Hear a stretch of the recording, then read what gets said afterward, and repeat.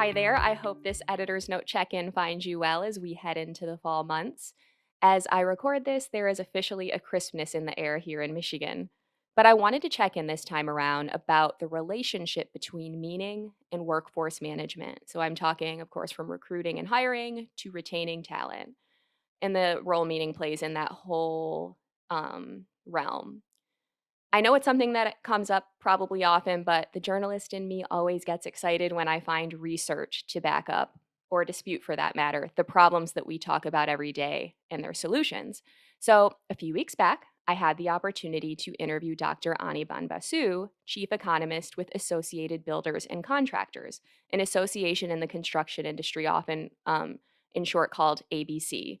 And I interviewed Dr. Basu on what it is that workers want from restoration companies in this time of extreme talent shortage. Hoping to gain insights on what restoration companies could potentially do to up their chances of finding more people who want to work for them long term, grow, and provide value. So he brought up a number of expectations individuals have of the companies they work for, of course, one of which stood out to me more than others. I'll elaborate on it at the end of this note, but in short, hint, it was meaning. So, shortly after my interview with Dr. Basu, I stumbled on Edelman's Trust Barometer special report, The Belief Driven Employee, which was conducted in August. Now, I'm a follower of Edelman's annual Trust Barometer report, along with special reports like this one that it shares throughout the year. And this one rang especially relevant to restoration business leaders, at least I think. The findings highlight the critical role of meaning in workforce management, with real data points business leaders should take note of based on a survey of 7,000 employees in 7 countries. I encourage you to take a look at the report in full, but I wanted to share the stats that stick out most to me.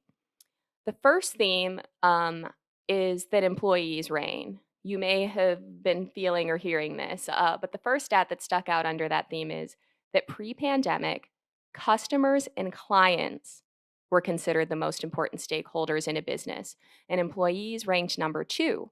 However, as of May 2021, the order has switched, and the top stakeholder, the number one stakeholder in any business, according to employees, is now the employee.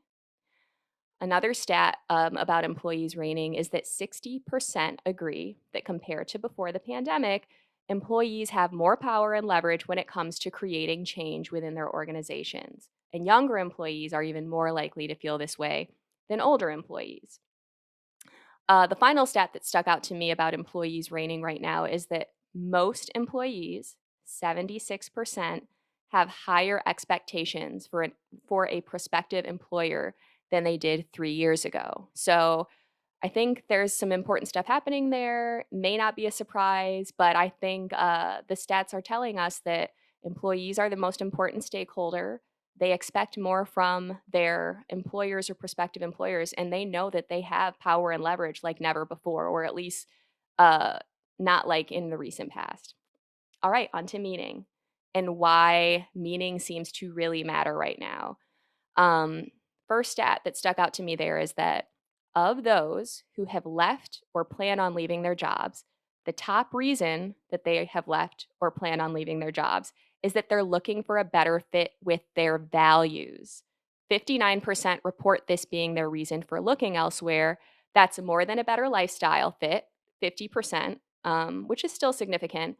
And it's much more, though, than compensation or career advancement, which was just at 31%. Another stat that stuck out about meaning mattering to employees is that a majority of employees, 61%, choose, leave, avoid, or consider employers based on their values and beliefs. Values and beliefs include things like morals, stance on social issues, and social responsibility. Okay, and then another stat that stuck out to me about meaning mattering to employees is belief driven employees are of great value for a number of reasons. They are more likely to recommend their company's products or services to others. They're more likely to recommend their organization as an employer to others. They are more likely to stay working for their company for many years. And they are more likely to do more than what is expected. So it's like Meaning matters more to employees than ever. Um, but not only that, it's like you want an employee that is belief driven working for you for all of those reasons that research points to. All right, another theme is really just getting to minding the gap, as Edelman puts it. How can companies in the restoration industry uh, do a better job here at attracting and retaining talent? So, for ideas on how to build a more meaningful culture, I thought let's look at what employees consider strong expectations they have or deal breakers they have that employers aren't living up to right now. So, I'm going to go through a list of like statements or ideas of what they consider strong expectations or deal breakers, and hopefully that can inspire some brainstorming. All right, first bullet point. The organization acts on its values. Number 2, employee values are reflected in the organization. Number 3, opportunities exist to address social problems through their job. Number 4, the organization has a greater purpose they support. Number 5, if employees objected, the organization would stop certain business practices. Number 6, the organization includes employees in the planning and strategy development process. And finally, employees at all levels reflect the diversity of the customers and community we serve.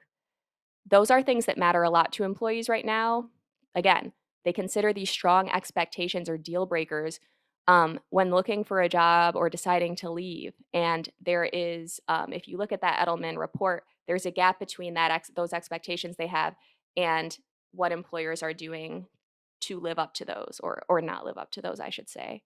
All right, so what I consider the bottom line in silver lining, let's talk about that. So, to pull from another resource I consider significant, McKinsey considers operating with purpose among the 5 priorities for CEOs post pandemic. Their research found that 70% of employees view their sense of purpose as defined by their work. So, that's a big deal. In an article about that research, McKinsey's authors of that article write, quote, "So, like it or not, as a company leader, you play an important part in helping your employees find their purpose and live it." End quote. All right, so this brings me back to where I started with my interview with Dr. Ani Basu. It led me to think the restoration industry is it's starting from a place of strength here. I mean, the noble purpose this industry fundamentally serves, putting lives back together and helping people when they need it most. It's not really something that every industry is based on. Every industry can't say that it exists for such a noble cause, or at least I don't feel that way. What's more, the means by which this industry helps people is quite tangible and it's easy to follow.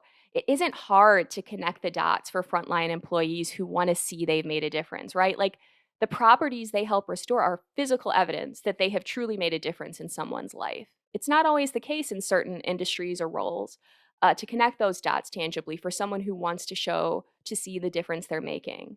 In Dr. Ani Bambasu's words, quote, "When I speak to younger people, they're looking for social meaning in their jobs. So, one of the things R&R contractors might want to think about is how can I create a message around my business saying we do very valuable work? We help people when they're in trouble. We help people when they're sad. We help support the economy. We do really meaningful work," which of course they do.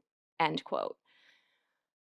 Dr. Basu continued, quote, "In remediation and restoration, something bad has occurred, maybe over time, maybe over a sudden period, but something bad has happened, and we want to reverse that as a society. Who does that? R&R contractors. That's very valuable. There's also a public health aspect to that too." End quote. So I guess what I'm getting to is that we're living in an increasingly altruistic, intentional, empowered environment in which more than ever people want to feel truly connected to the work they do. Sure, compensation and advancement remain critical, but less transactional, more meaningful aspects like making a difference can matter as much or more. This research points to that. So I'm curious what you guys think. How can the restoration industry magnify the role it plays in making a real difference such that belief driven employees are made aware of the great opportunities available to them here in this industry. And so that reciprocal value can be exchanged between that talent and the restoration businesses they serve. Of course, ultimately, the customers and clients they serve.